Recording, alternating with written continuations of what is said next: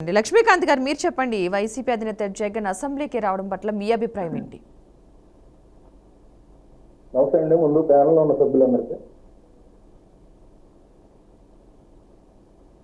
అయితే ఇవాళ జరుగుతున్న సమావేశాల ప్రకారంగా మనకు తెలిసిన విషయం ఏంటంటే, ఇవాళ ముఖ్యంగా గవర్నర్ గారి సమావేశాలు ఉండబట్టే వైసీపీ నాయకులు రావడానికి సిద్ధపడ్డారండి. ఎందుకంటే వాళ్ళకి జగన్ పక్కన ఉన్న కొంతమంది సలహాదారులు చెప్పిన విషయం ఏంటంటే, మనం అతి తక్కువ ఓట్లతో ఎక్కడ పాడేరు కానీ, ఎర్రగుంటల దగ్గర కానీ, గట్టిలో కానీ ఇట్లాంటి చోట్ల ఒక 6,000, 2,000 ఓట్లు తేడాతో గెలిచాము. ఇప్పుడు మనం అసెంబ్లీ సమావేశాలకు మనం వెళ్ళకపోతే గనక మన సభ్యత్వం ఇక్కడ క్యాన్సిల్ చేసి మనల్ని అక్కడ మళ్ళీ ఎన్నికలు జరిగితే గనక ఇప్పుడు బలమైన కూటమిగా అక్కడ ఉండి రాష్ట్ర అభివృద్ధికి పాటుపడుతున్న వాళ్లే గెలుస్తారని చెప్పేసి ఉద్దేశంతో వాళ్ళు ఇవాళ ఓన్లీ గవర్నర్ ని ఆ సమావేశం వరకు ఉండి వెళ్ళిపోతారన్నట్టుగా తెలిసిందండి.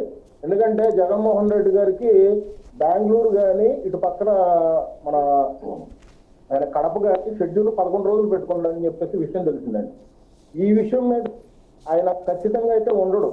ఎందుకంటే ఇప్పుడు అసెంబ్లీ సమావేశాలకు ఆయన ఫస్ట్ నుంచి మా నాయకుడు పులి సింగిల్ గా వస్తాడు, సింహం సింగిల్ గా వస్తుంది, ప్రశ్నిస్తాడు అని చెప్పేసి వాళ్ళకేదో ఓడగొట్టుకుని వాళ్ళేదో కొంతమంది వాళ్ళు ప్రచారం చేసుకుంటున్నారు. కానీ వాళ్ళు ఇక్కడికి వచ్చి మాట్లాడేదైతే లేదు. ఎందుకంటే ఇక్కడికి వచ్చిన తర్వాత ఫస్ట్ ఆయన సమాధానం చెప్పాల్సిన విషయాలు చాలా ఉన్నాయి.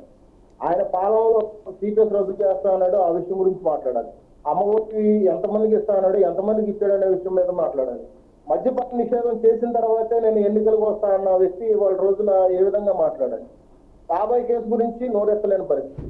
అట్లాగే టాప్ గ్యాలెండర్ విషయం మెయిన్ చెప్పుకుంటా ఉంటుంటే ఇట్లాంటి విషయాలు రైతులకి గిట్టుబాటు ధర కూడా మినిమం ఇవ్వకుండా ఇవాళ రోజున ఎండగట్టి ఇవాళ రోజున ఏదో మన మీడియా ముందు అంటే ప్రశ్నించడానికి నాయకుల ముందు ఇట్లా అసెంబ్లీకి వచ్చి మాట్లాడలేడు. కానీ పక్కన ఉన్న గుంటూరుకి మీడియా ముందు తొళ్ళగొట్టడం, పట్ల ఓడదీస్తానని చెప్పడం, ఇట్లాంటివన్నీ కలబొలి మాటలని ఏదో ఏర్పాటుగా రాష్ట్ర ప్రజలు నమ్మిద్దామని చూస్తున్నాడు. కానీ ఇక్కడైతే జగన్మోహన్ రెడ్డి అనే వ్యక్తి అయితే ఖచ్చితంగా గవర్నర్ సమావేశం అయిపోయిన తర్వాత మళ్ళీ యథావిధిగా 11 మంది కూడా వెనక్కి వెళ్ళిపోతారని చెప్పేసి మాకు తెలిసిన విషయం అండి.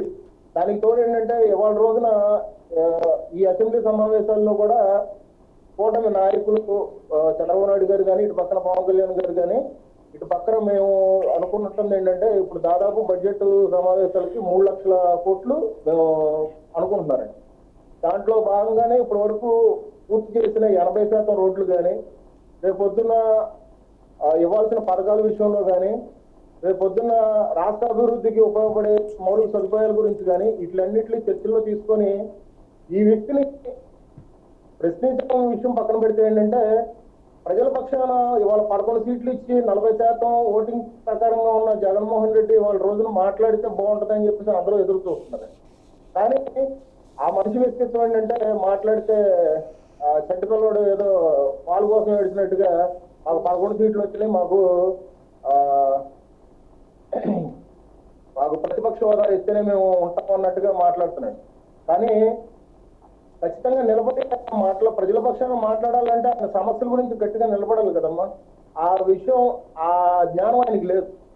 అందుకనే ఇవాళ రోజున గవర్నర్ సమావేశం అయిపోయిన తర్వాత వెళ్ళిపోతాడు అనే విషయం మాకు తెలిసిన విషయం అయితే అది తెలిసిందమ్మా. ఓకే.